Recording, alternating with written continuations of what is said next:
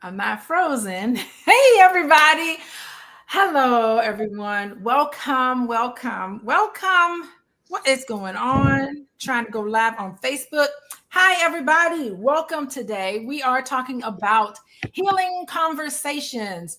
And we're going to continue our ongoing series every month. We are examining politics, mental health, looking unflinchingly at the emotional toll that this current leadership has been given to the American public, overwhelmingly so. Political violence and the legacy of white supremacy in public systems. And as you guys know, we have explored the psychological impact of Trump era leadership and its enduring effects on civil life. We have talked about malignant narcissism. Thank you, Dr. Buster, for that. Misinformation, moral disengagement, how that shapes public policy, the rising call from mental health professionals who are deeply concerned about the mental fitness of President Donald Trump and what this means for democracy, and how everyday people can cope with the political stress, exhaustion, and fear in an era of chronic crisis. So today's question is America at its breaking point? And if so, what does healing look like in the middle of this breakdown? So I am honored once again to be joined by Dr. Buster Ogbuagu. He is full professor of social work. He teaches social policy, social justice focused courses in the Department of Social Work. And his insights, he can talk about structural oppression, civic engagement, global social justice, all of those great topics that social workers like to discuss. Hello. But also joining us for the first time on Healing Conversation is another fellow social worker. Her name is Chasity Wells Armstrong, former mayor, village manager. Well, she's not a licensed social worker, but she has a social work degree. I am a licensed social worker. She's a licensed social worker. Yay! LSW. Thank you. Yes. And she's had a front row seat to how unchecked power, personality pathology, and misinformation, how it directly impacts public mental health and civic trust. And she is really talking about marginalized communities. So we are very happy to welcome her today. And we are going to talk about Chasity Wells Armstrong. Y'all follow me on Instagram. Let me talk about this, because if you go to my Instagram, let me find my Instagram. If you go to my Instagram page, Coaching with Dr. Alicia, I give a little bit of a summary of Chasity Wells Armstrong's latest newsletter. And you want to get with her newsletter, look in the show notes here. I'll put another post here. Be sure to subscribe to her newsletter here, and you will get all this information. She's helping you break down what's happening. And she had a recent newsletter where she's confronting the assassination of Minnesota House Speaker Melissa Hartman. Is it Hartman or Hortman? I think it's Hartman. An act of domestic terrorism fueled by white supremacy, and has sparked critical conversations across the country. But you know what? It has not sparked the conversations that we're going to have today. I haven't seen to date anybody really talk about this in the way that it needs to be talked about. So let's go right into the topic. I want to start with Chasity Wells Armstrong.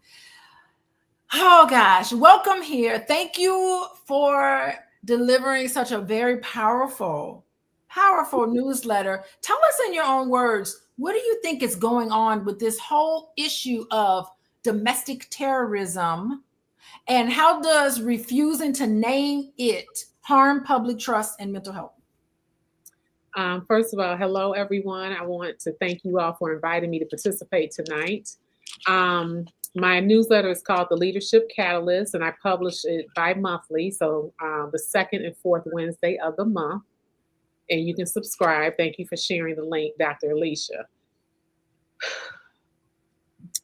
So this incident that happened in Minnesota is a prime example of how white men in particular have been radicalized, and there's just a comfort and a freedom now.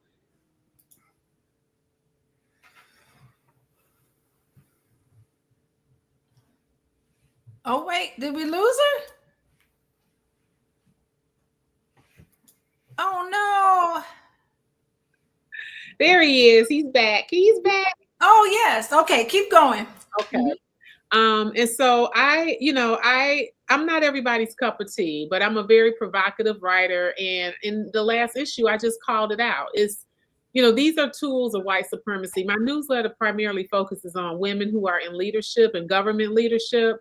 And, having been the first Black mayor elected in my own hometown, I was subject to some of these same incidents of harassment, threats, and it's very common across the country. In fact, I've been doing some research with the University of Wisconsin about this very issue, and I've interviewed a number of women mayors across the United States, reporting increased incidents of violence, harassment, threats ever since Trump was first elected in 2017, which is when I was elected. And, because there is this culture of a cult following with him, no one calls out the extremism of what he represents. Ooh, okay. So, hold on here. Let me get you back in with everybody else. Oh, wait, hold on. All right. So, thank you. So, you are doing some research in this area. This is the first that I'm really realizing this. You are finding that this is not an isolated incident. And by the way, the Minnesota couple that was gunned down, the dog was even gunned down. There were other people on the list, the hit list, that also was attacked. And if the police hadn't intervened, there would have been more people that could have been injured by this. Oh my goodness. Dr. Buster is joining us. Tell us, what is your initial thought about what is happening in terms of this huge incident? Yeah, thank you, Dr. Alicia, and Chasity for raising this issue.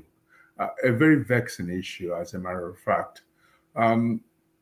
It was not just that Mrs.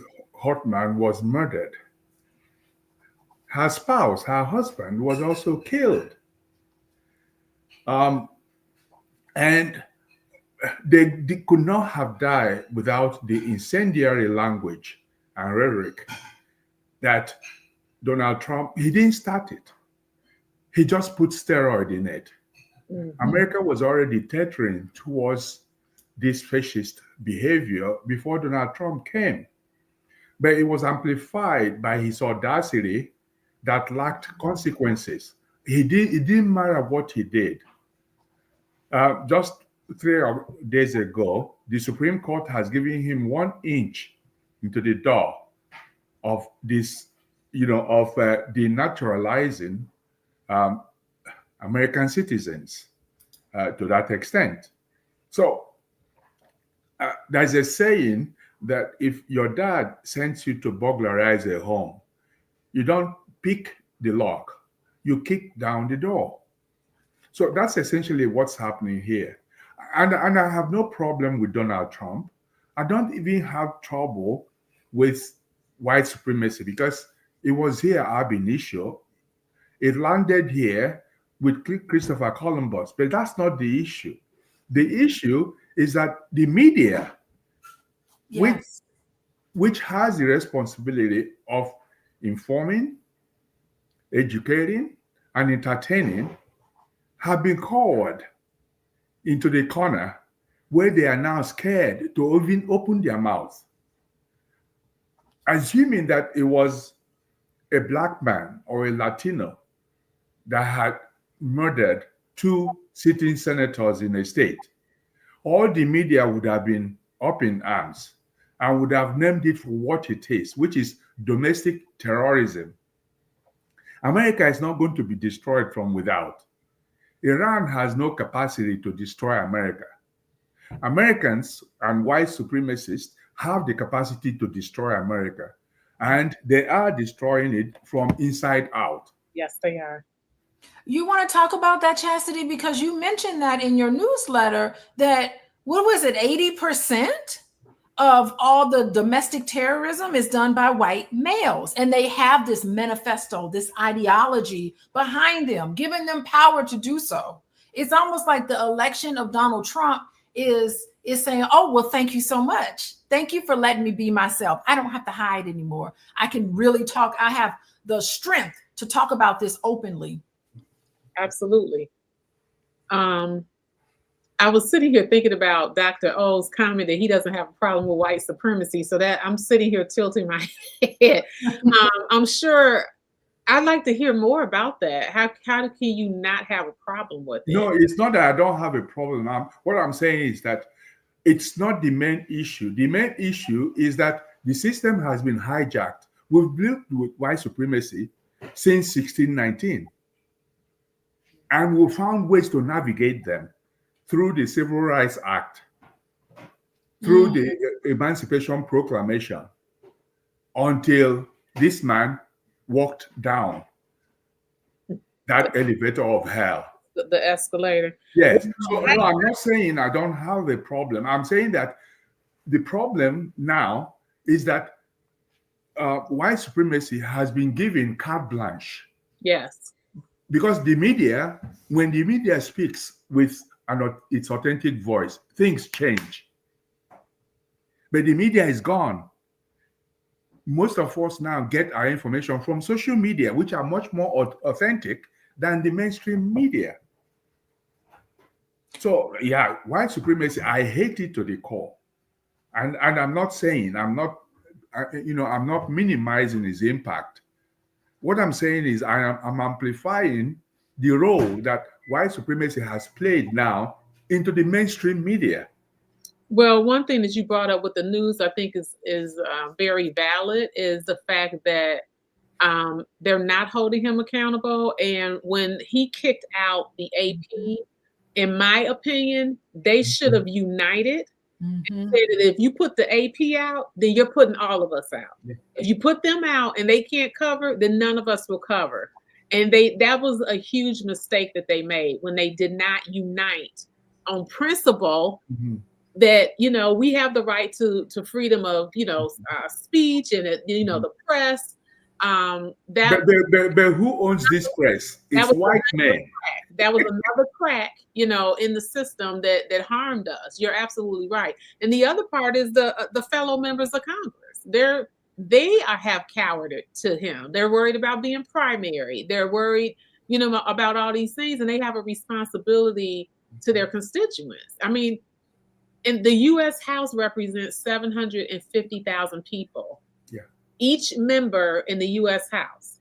And they are not thinking about their constituents. They're more concerned about Donald Trump. And then, of course, the senators have the entire state, whatever the state population is. So I see it as, yes, the media and also the fellow members of Congress. They are not walking in their lane and walking in the authority that they have as members of Congress.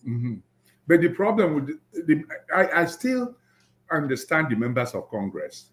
They are not there, essentially speaking. The philosophy under which they were elected has changed.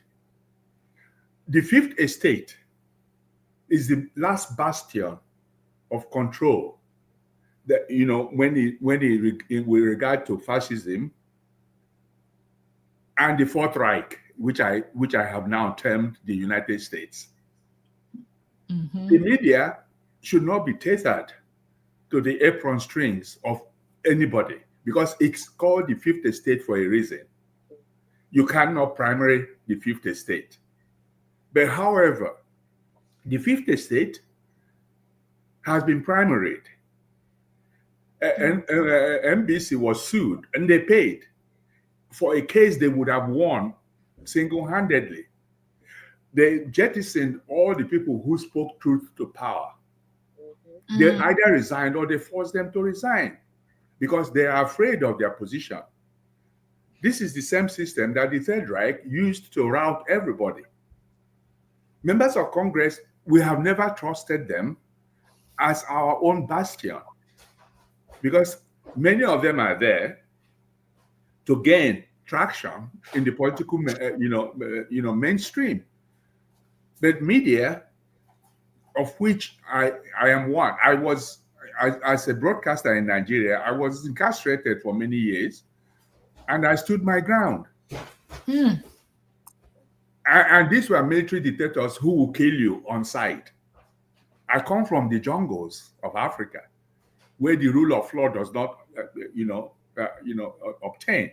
However, this is supposed to be the United States of America, which was the light on the hill, as Reagan. I'm looking for the term. Growing up in Nigeria as kids, our understanding of what was right was the United States of America's democracy. And we strove and we walked towards it. And then now we are here. It's like we have just scored a ticket on the Titanic. This is very good, Dr. Buster. I'm going to tell you, welcome everybody to people who are just joining in here. A text is going out real soon, and more people will be joining us. Let me tell you, we're talking, the title of today's discussion for Healing Conversations is Trump's Mental Health. I will be talking about that. And America's Breaking Point. We are talking about how white supremacy is winning. And each one of us, as I'm sitting here listening to the three of us talk about this, we all have our own personal story of things that we have gone through. And I want to have hope for the future. I want to have hope that things will get better, but I'm not quite certain. I mean, I think about my story. I was born in Tuskegee, Alabama, which was I was born in the same hospital that the Tuskegee syphilis experiment took place. The same hospital. Not to mention, I was raised in Gary, Indiana. Gary, Indiana used to have the best public school education in the nation. People used to come back in the 50s and 60s. People came from all over the country to Gary, Indiana to find out what is going on with the school system in Gary, because all those students in an all-Black city were thriving and doing very well on standardized exams and everything that every marker that indicates success academically, Gary, Indiana used to hold that. And it's a systematic thing, macro level things that slowly deteriorated an entire group of people, both in Tuskegee, Alabama and Gary, Indiana. If you go to those two cities outside of Indiana University Northwest, outside of Tuskegee University, those two cities are dilapidated. Like, we are losing in this way. And so if you guys feel comfortable, talk about your own story and your involvement. Dr. Buster, maybe we'll start with you, because you started talking about this global issue, because you are from Nigeria, child of the Civil War, who fled to Canada, and now here in the United States. Talk a little bit about this, because it's so salient, because your story and my story and Chastity's story is a reflection of all of our stories. Yeah. No, it bears without saying that I have multi-layers, sedimented layers of trauma, from childhood. From before I was born, because I am a colonial subject. We used to wave the Union Jack under the rain for Princess Alexandria and members of the dysfunctional British royalty, to pass by. And of course, by the time I was in my 7th grade, we had been forced to read, memorize, and dramatize the 12 works of Shakespeare. And we spoke the Queen's English at the risk of physical chastisement. If you were not allowed to make a gaffe in your language, in your grammar, in your syntax, in the sentence structure. And then, of course, they forbade us from speaking our own languages. Nigeria has about 650 languages. Most people can't speak it because of British inroad. Most of our parents, the white man who designed them to be hewers of wood and drawers of water, scrubbed their traditional name and gave them English names. And then they had the system they called divide and rule, indirect rule, which is what is happening in America now. America is bifurcated. Those who are going to hell are on both sides. And America, it's in between, somewhere there. And of course, the British also suborned the Nigerian Civil War, which started from 1967 to 1970, of which I was part at the time. You go to my village, you still see scars from those.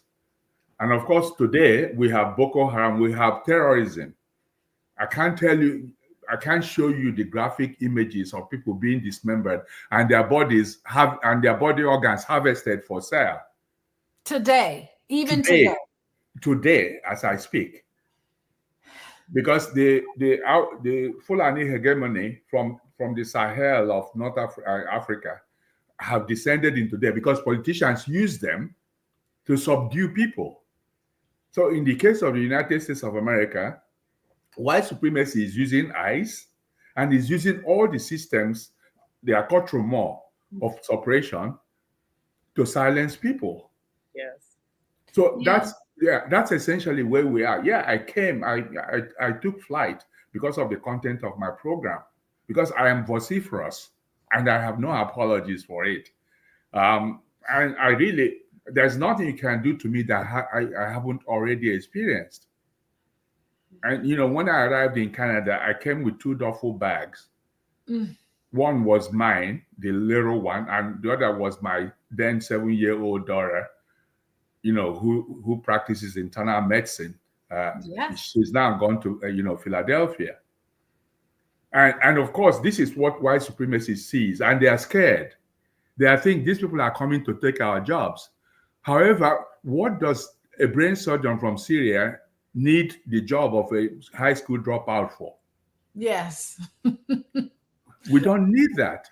So this is, and then they heighten the fear. It's called white fear and white flight. Yes.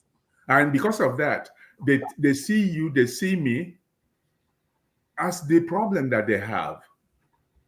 But the problem they have is not us. It's inbreeding. It's incest. Yeah. It's lack of education. It's addiction to opioid. Yes. Because remember when it was crack cocaine, and then they said all the white supremacists said, kill all the blacks, put them in the dungeons of American prison. And then suddenly it was their turn, and they were dying exponentially, much more than black youths have died. And now they remember that they have to apply empathy. And that's why you have NACAM all over the place now. So that's where we are at. It's white fear and fragility that is brought. And then, of course, the people who support the white supremacists who are not white think they can feed from what falls from the master's table, the crumbs. It's an illusion. Yeah, I call them people who think that joining forces to self-immolate will increase the size of their penises. It's not, because they still have the small penises, regardless of what they do. They will never become white. They will never be accepted. Look at all the people who ran thinking they were going to be vice president for Donald Trump who were black. You don't see any one of them. And then these other people, black Latina, are afraid of black women who have risen from the ashes of oppression of what black men have education, are exponentially more educated than the black men. And they don't need, most women, black women do not need a man to survive. The men do need them.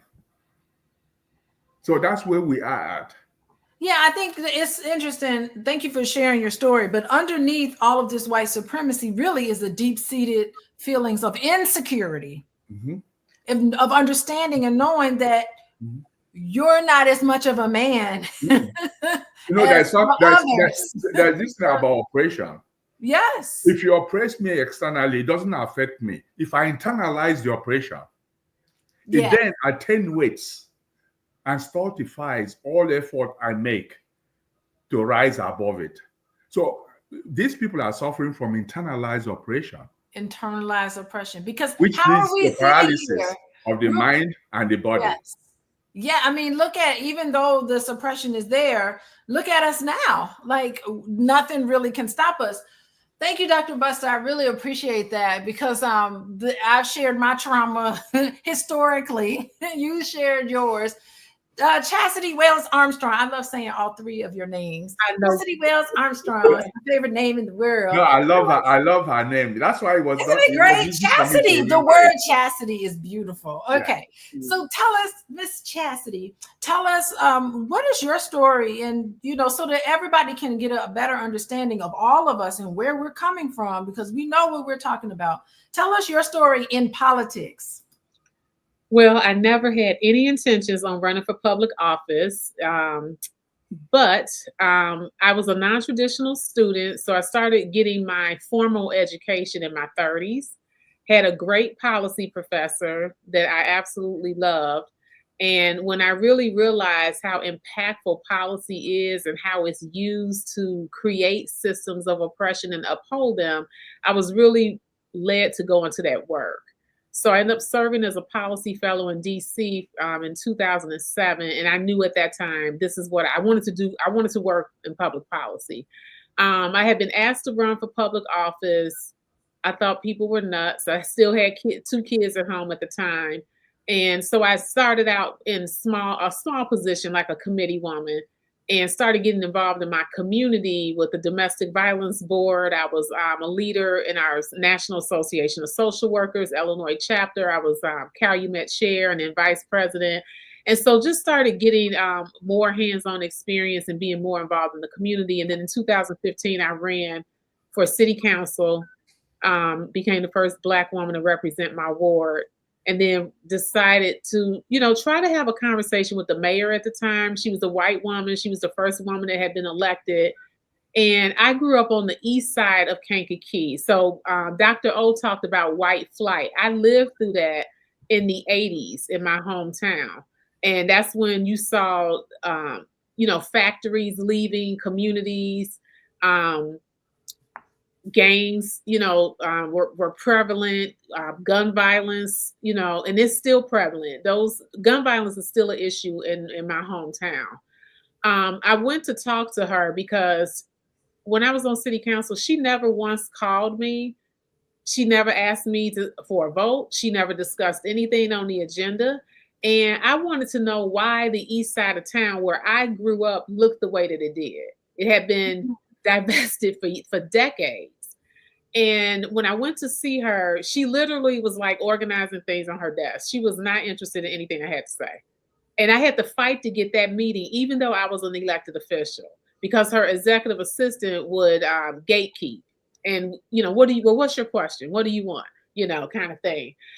And so at that point, I was like, she doesn't even see us. Like, she really doesn't see us. And so I decided somebody needs to run against her. It didn't have to be me. It wasn't about being the first African-American, and none of that. It was about getting somebody in office that saw the entire community and that was going to work for the entire community. And so they underestimated me, like they always do Black people. I did not come from an affluent family. I did not have a political family. They didn't know who I knew. They didn't know I could raise money. And they were completely blown away and devastated the night of the election. In fact, they started orchestrating a strategy to come after me. And they really did for 4 years. I mean, for the entire 4 years, it was hell. So, and they, and they used the tools that they always do, that we're not qualified. We need to hang the flag upside. They were so devastated. Like we should hang the flag upside down. I mean, it was just, it was insanity to me. I didn't have a fire chief. The police chief left didn't have a conversation with me. This is very common. If you look at Black women, in fact, 2017 was the year of the Black woman mayor. So that was, I think Essence dubbed 2017 as year of the Black woman mayor. And so it's a very common experience that when we become the executive and we are driving the agenda, hell breaks loose. Mhm. And I was naive thinking that they would cut up for maybe a year. But once they saw my heart and once they saw how hard I'm working, that they would come around, because if people run for office, they obviously care about the community. They have different agendas. Mm-hmm. A lot of them are there to get inside information because they have businesses or investments and those types of things. They're not concerned. And so so it was, it was a rough 4 years. I worked really, really hard. When you talk about disinformation, it was constant. And that's a tool that they use as well. So they really try to shrink women, and that's why I'm so outspoken in my newsletter and just call things out. And I call men in my newsletter to give them tips on how they can support women in leadership, because we see the tactics all the time. She's not qualified, or she slept her way to the top. I mean, these are the same things. They did it with Vice President Harris. Yes. Yeah. We saw them do it with her. And so it's a very consistent playbook that they use to try to shrink women, shame them, humiliate them, shut them down, and discourage them. And I'm here to support them. We need women running for public office. We are 50% of the United States population, women. Mhm. We are 50% of the workforce. And when women have the resources, they take care of their families and they take care of their communities. And I am unapologetic about that. Mhm. Yeah, I really love what you're saying. We need men as allies. Yes. Absolutely. We need men as allies to let them know that the ascendancy of a woman to a position does not jeopardize yours. No, it does not. If you are not qualified to be anything, you let the people who are qualified to do it, because women hold half the sky.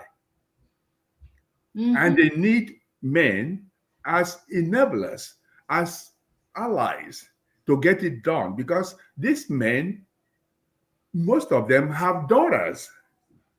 Mm-hmm. So they need to bring themselves to a position where they are not scared of their own daughters. Because God forbid, one day their daughters are going to be in a position where they are not supported and dragged down. So it comes without saying that common sense is not common. So aside from just women, because women do not populate the earth all by themselves, there is something called men. And men should be women's allies for those who hold half the sky. And for the fact that every single man, to all intents and purposes, have women in their lives, unavoidably so. So it's stupid to self-immolate. Mm-hmm. Yeah, and I mean, I really like this because, it's so funny. Like my home institution, when Donald Trump became president, it was let's talk about what that means. And I had nothing to say. I had nothing to say, because the only thing I have to say is you'd rather hand the country over to someone who's a blatant racist, narcissist. You'd rather hand the country over than to see a Black woman in leadership. And I just did not have the words to express it, even at my home institution or around some of these so-called allies. I don't really see, I'm using air quotes because in my experience, I don't see an ally. I don't have an ally that I can feel like I can really engage with. And so don't ask me what I think, because I know you don't really care. And I don't trust you. So I'm never telling you how I really feel. What's going on with me, you're never going to know. He said he loves the poorly educated. Yeah. Yes. And the country has been ran by incompetent men. I mean, that's what they do. Yeah. Well, I want to welcome everybody in. Remember when President Obama said he didn't have enough experience because he had only been a state senator? Yes. Yeah. And Trump has never held elected office. He hasn't served on a school board. It's a double standard. Yeah, and the niece said that somebody sat his SAT for him and got paid. So they prefer somebody who is not only a blatant racist and narcissistically disordered personality, they also wanted somebody who was grossly incompetent. And of course, America, those who voted him deserve him.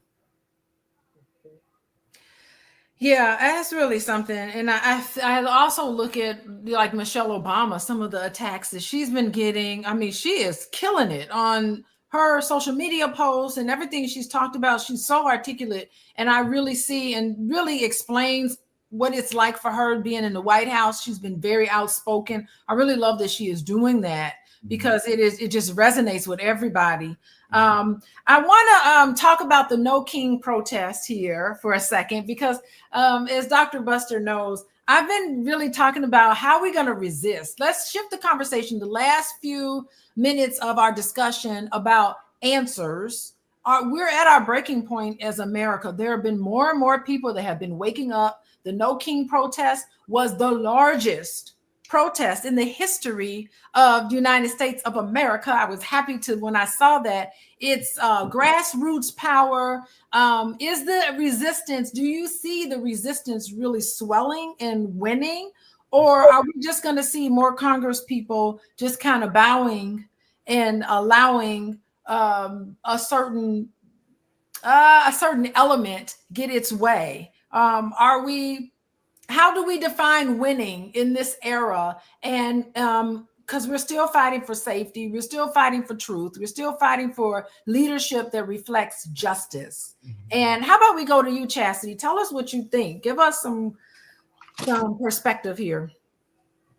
Well, there are some things happening. For me, when I see women stepping up to lead and not being intimidated, that's a win for me. Virginia, I believe, is getting ready to have a woman governor. And that's through ranked choice voting. So there are some groups that we have, like Represent Women, Vote, Run, Lead, She Should Run, Emerge. There's these different groups that are really focused on helping women get elected into office. And ranked choice voting is an initiative that allows people to campaign civilly. So if you're in front of an audience and, if you're going, if this person is team Dr. Alicia, well, make me your second choice. And it's creating a culture where people campaign in a way that's on the issues, that's not personal attacks, it's not disinformation, it's on the issues, is in a way that's very civil, and it's more representative of who the voters want. So when I see that, I look at that as a win. I think we win by building community wherever we are, where we feel safe. And I think we win by continuing to advocate. Okay, building community and advocating. I like this rank voting of choice voting, RCV, which is all about the issues and not all these other things that don't matter. You are ranking people based on these issues. I love the fact that women are starting to be involved. I will keep an eye on what's happening in Virginia. Dr. Buster, what do you have to say? No King protest. Are we resisting? I was out of the country as I am now. So, but I was glued to all the media, not mainstream media, because I lost trust a long time ago. They are liars. They are knaves. They are not even worth the paper upon which their names are imprinted. So I saw it as the largest movement. However, we can move all we like. The issue is in those who we have bestowed the power to implement the policies. In the end, it lies with 435 members of the House of Representatives. and 100 members of Senate.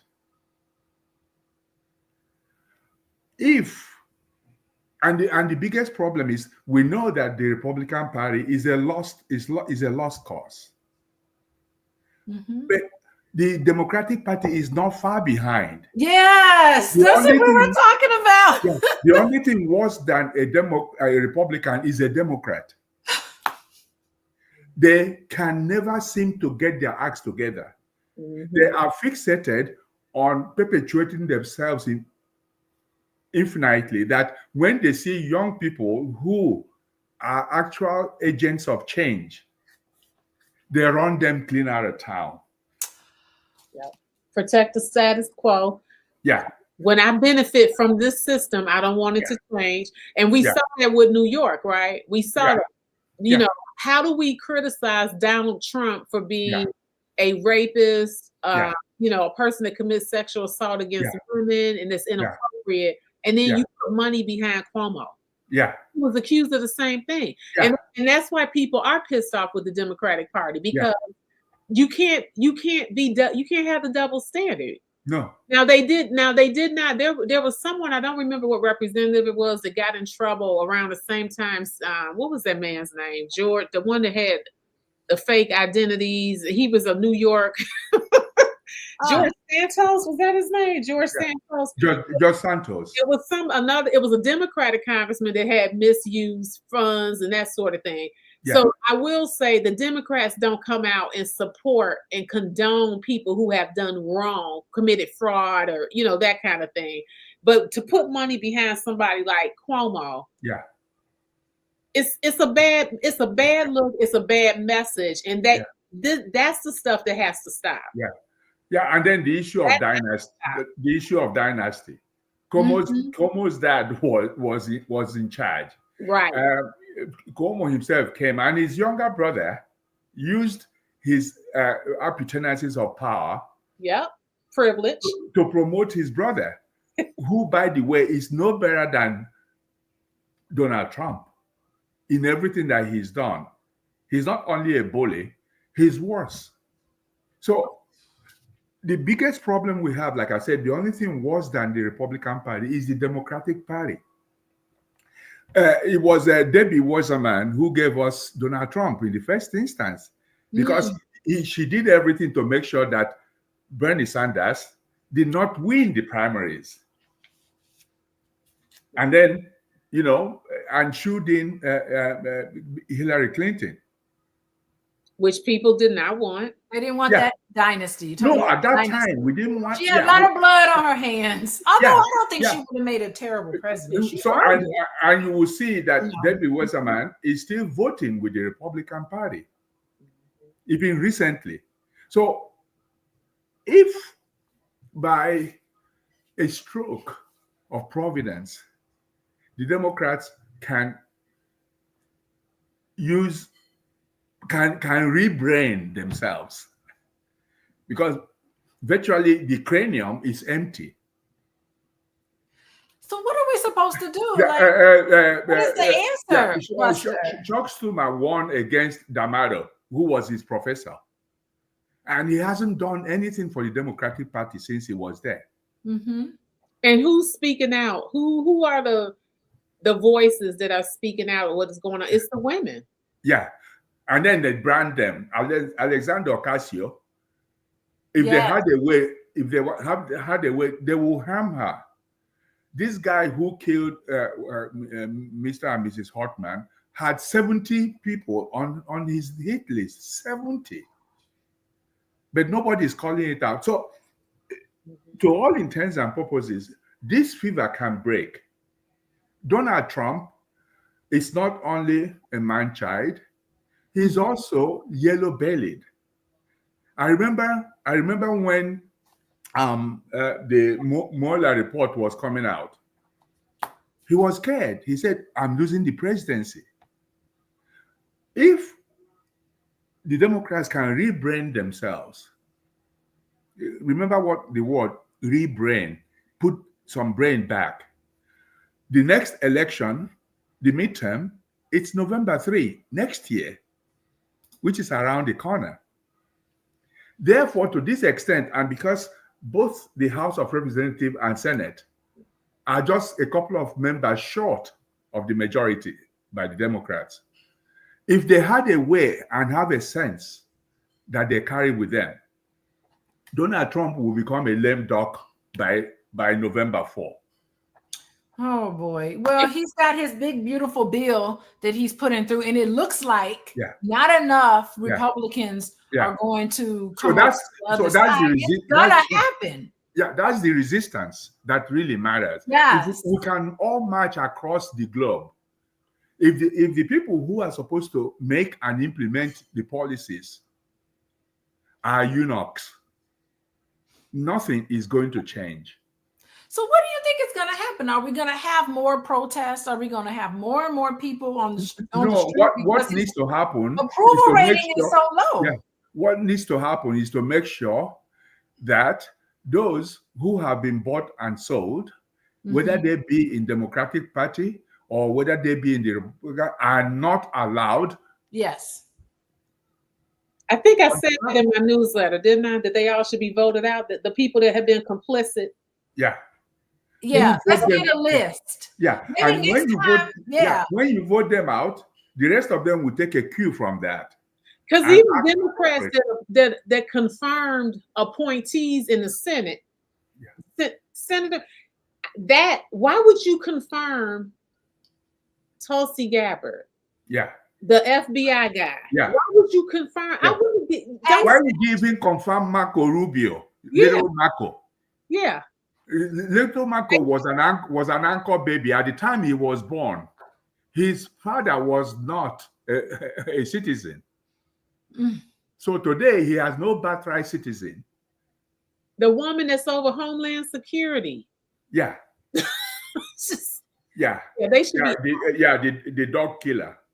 Yeah. But the thing is that Tulsi Gabbard and Hagsett, they're fighting right now. They're not even listening. Tulsi Gabbard was like, "Here, did you read my briefing?" He's like, Donald Trump said, "I'm not reading the briefing. I don't read anything. I just go by what I feel." He's bypassing everybody, even people in his own cabinet. Yeah, but he's not called Hell's Gate for nothing. He's incompetent.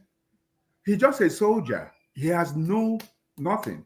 And then, of course, I'm sorry for genuine alcoholics. He's an unrepentant alcoholic. You talking about Hell's Gate. Yeah. Hell's Gate. That's his name. Yeah. Yeah.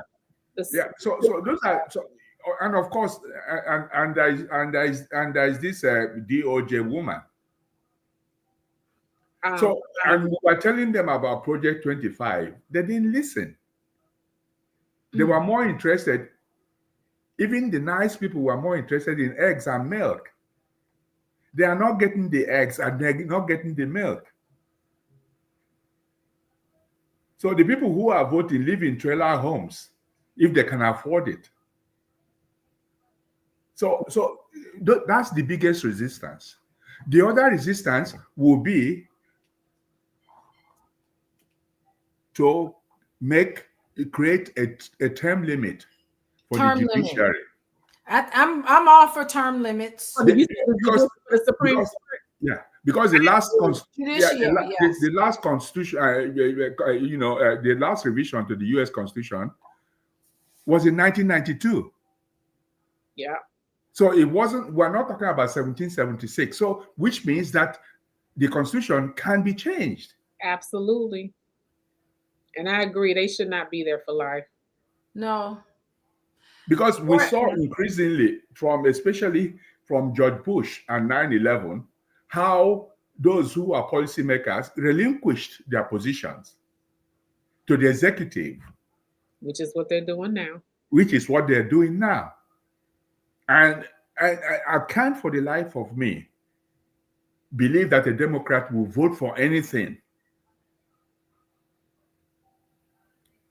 that will be inimical to the growth and development of their constituencies.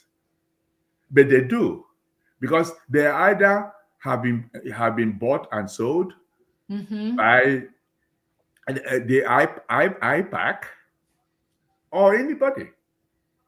All it takes is a chunk of money and they are gone.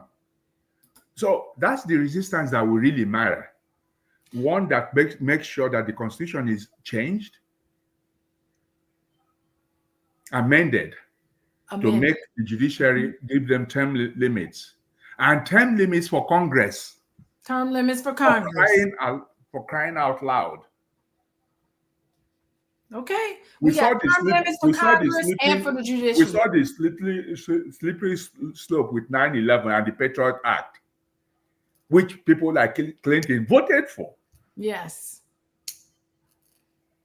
So those are some of the things that need to change. We need to make sure, especially with the Democrats that we have, to make sure that those who are complicit are not allowed to continue, in their brigandage. I could say service, but they are not performing service. They are engaging in brigandage. Yes, I just saw Dr. Alicia shared a comment that the branches of government are absolutely supposed to be co-equal, right? Yes, Black Panther. And that's what he's doing, is he is trying to get more power under the executive branch, and Congress is not fighting him on that. They're allowing him to do that, and so is the Supreme Court with some of their rulings.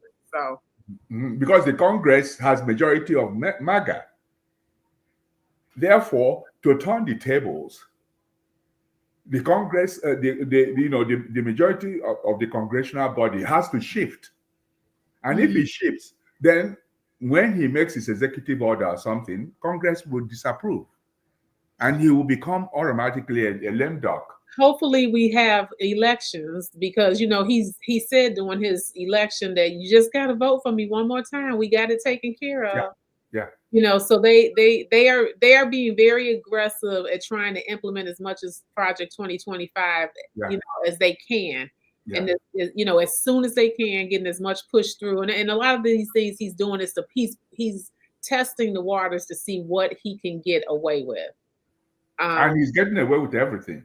And he has walked back on some things. So I do believe the protests are like with the farmers, right? Yes. He's walking back some of those things when he's seeing that people are out in the streets and they're upset, and this is how we're being impacted. We don't have workers. We have people. Our people are scared to come to work, because he said he was going to get all these criminals off the street, but his Stephen Miller, I guess, is giving the order to round up 3,000 people every day, and so they're just trying to hit a quota number instead of going after people who really should be. Who are harmful and detriment to our country. You mentioned the news. Gavin Newsom, you are aware, has filed a lawsuit against Fox. Fox should be completely shut down. They already were sued for $700 million for lying. So he has filed a lawsuit against Fox because of the lying and the disinformation and around his conversation with Trump and all the shenanigans in California. So my question is, why are all the other states not following suit? Because what Donald Trump's hegemony is doing is that it's inundating us to obfuscate and distract. And that's a plan, one of the plans of the Project 25. When you give them this and they are mulling over it, bring in another confusion. I was shocked that only Harvard stood up to Donald Trump. I thought it would be so much more, many more universities standing up. Especially the ones that have, deep pockets. Deep pockets, yes. But they all, assumed fitter, stance. And the man is riding everything roughshod. And meanwhile, he's showing, as a clinical social worker, he's showing signs of dementia. He's mispronouncing words. He is falling asleep every time he goes somewhere. He sits down, he falls asleep. That's the sign of dementia. He is a malignant narcissist. Is nothing. I predicted that he and Elon Musk would never get along, and they haven't. He can't get along with anybody. It's going to be nothing but chaos, because Donald Trump is a bully, and he will bully everybody. And it's an interesting saying is oh God, I can't remember the whole thing. Correct me if you can. It's like he will burn down everything so that he can be king of the ashes. Who said that? Yeah. He will burn everything down just so that he can say he is king of the ashes. Yeah. But let me tell you something. McCarthy was here as a senator. Where is he? He consumed his own 4,000 weeks of life. Because if we are lucky, we will live to be 4,000 weeks old, which is 76 years old. Can you imagine that 4,000 weeks is 76 years old? Wow. So eventually, their clock is going to run up. The thing and they are not thinking about the legacy they are leaving for their own children. Nobody has forgotten Joseph McCarthy today because of and what my Donald Trump president, it's exponentially 1,000,000 times larger than what Senator McCarthy did. Yeah, and some of the stuff people are saying may not be reversible if we get someone else in office. So there's really something to think about and to pay attention to. And oh my gosh, it's almost the bottom of the hour. We got to have another conversation. If we don't have it in July, because I got a lot of travel, we definitely going to talk about this again in August. And I will invite both of you back on. I got Dr. Chris coming on. We got a bunch of people. Maybe Dr. Boyce will feel more comfortable coming back, and then I have to put my boxing gloves on when I talk to him. And so maybe we'll put him back on because we have to continue this conversation. I realized I didn't even really introduce myself. I am Dr. Alicia, everybody, and with Coaching with Dr. Alicia. Follow me on Instagram. I always have political stuff on there. And yes, as a therapist, I do believe that, mental health and therapy, political is personal. Political is personal. I am a therapist. If you're interested in working with me, there's my website, Coaching with Dr. Alicia. You guys know the deal. Text the word LOVE to 87948 to get text updates. And of course, you got to follow me on Instagram and TikTok at Coaching with Dr. Alicia. Look in the comments. I'm going to write in the comments again how to get a hold of Chasity Wells Armstrong. Let me copy and paste in here. Can I do it? Yes. Copy and paste. Oh, wait. Copy and paste in the chat all of the different ways that you can subscribe. Just subscribe to Chasity Wells Armstrong. How about we take a few minutes? I know it was a lot that we had to discuss today. We'll start with you, Chasity. Some parting words, some more information that you want to convey to everybody that was written in your newsletter that maybe we didn't get a chance to cover. What do you have to say to us? Tell us before we leave. Again, I just want to thank everybody for joining us tonight. My newsletter is The Leadership Catalyst. Dr. Alicia shared it in the link. My website is ChastityWells.com. And I primarily work with women who are either elected or appointed to government leadership and the teams that they lead. So I help with strategic planning. I help women to navigate the biases they face as women in leadership, those gender biases, help them to stop over functioning and set some boundaries so they can maintain their health and wellness, and also help them to build strategic partnerships so they can have more impact in terms of their vision, executing their vision, and building capacity to do the work that they want to do. Dr. O, you mentioned about men being allies. I want to thank you for raising that issue. Again, in my newsletter, every issue I provide a section called Ally in Action, and it speaks directly to men. So men can subscribe to my newsletter as well. And I provide a free downloadable resource to help women.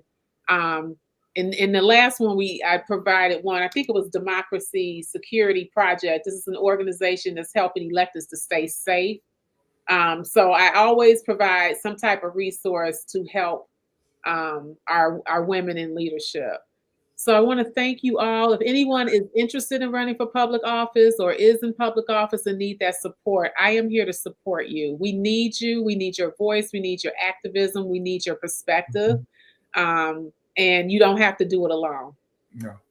That is so great. Rank choice voting. Is that what it's called? Ranked choice vote. I never heard of that before. I'm gonna take a look at it. But I adopt that. States have to adopt it.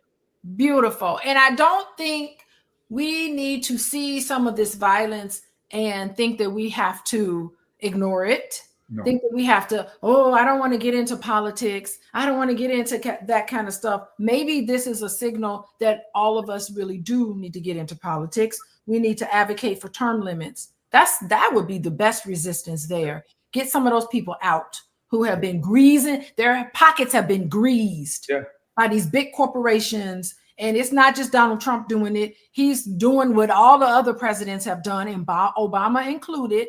Yeah, so we're nonpartisan here. Go ahead. Dr. Wait a minute. Now okay, that's another conversation. Yeah, I can't believe Obama is being compared to Trump in terms of greasing his pockets. He has. There has been some criticisms about some of the things, the policies that he's had. I've listened to a few people talk about some of the things that Barack Obama, not to the level of what Donald Trump is doing, but there has been all the presidents gave away his Nobel Peace Prize money. Okay, it's true. We'll talk offline. It's true, but he's not a total saint on a lot of things. There were some things that he's done that I kind of scratched my head about, and I was like, I don't know if I agree with everything that he's done. I don't think he did enough in office. I wish that he would have done more, but that's my. But he couldn't have. He's surrounded by white supremacists. I was just getting ready to say that was John Boehner. Yeah. They were blocking everything he did. Yeah. I remember that he just let him appoint the Supreme Court justice. Yeah. Remember? Yeah. Yeah, he did some pretty good stuff, but he wasn't, some of the things he did, the bombing of that Libya, and some of the things that he did, I didn't necessarily agree with. Some of his policy.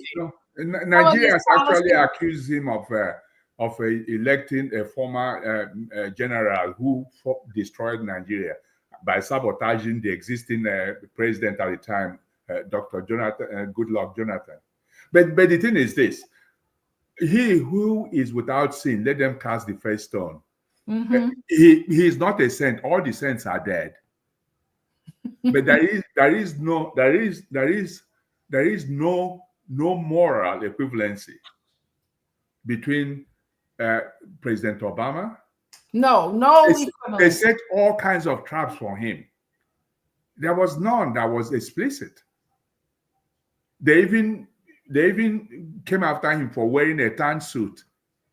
I remember that's when I went to work in Congress, was when Obama was elected. Yeah. So I lived through that. Yeah. And then Michelle for wearing a sleeveless dress. How she's been scrutinized is unbelievable. Yeah. So for me, my last word is you have to be the change you want to see. Yes. And how do you become the change you want to see? You have to deliberately use your human engineering. That means you need to vote. You need to get out all those who are not advancing you, because anybody who cannot increase you will ultimately decrease you. That's a word. So don't think you can't change things because it's just you. There is something we refer to as critical mass. It takes much more persons to form this critical mass, and you have to be deliberate. Yeah. Mm-hmm. Final words from you, Dr. Buster? Yeah, that's the issue. This fever will eventually break, but we have to be responsible for it breaking. Okay, well, term limits, all the chaos. Hopefully, this big, beautiful bill will not get passed. It looks like it will get passed, but I hope that it won't. I like some of the things that we've said here to contribute to the resistance, and I think healing is possible. I don't think we're helpless. We're not broken beyond repair. I do think that the No King protest reminds us that resistance is alive, even on the streets. People are starting to wake up. in a peaceful way. And I think that's so important for us to get involved. Please subscribe to Chasity Wells Armstrong newsletter. Her link is in the chat. Don't forget to text LOVE, LOVE, to 87948. And watching more episodes on YouTube, go to Coaching with Dr. Alicia on YouTube. And I want to say goodbye to everybody. Thank you for joining us, everyone. I see you in here, Black Lexicon, Rhonda. Welcome, Rhonda, and everybody else that joined us tonight. Goodbye, everybody. Have a good night. Have a good night.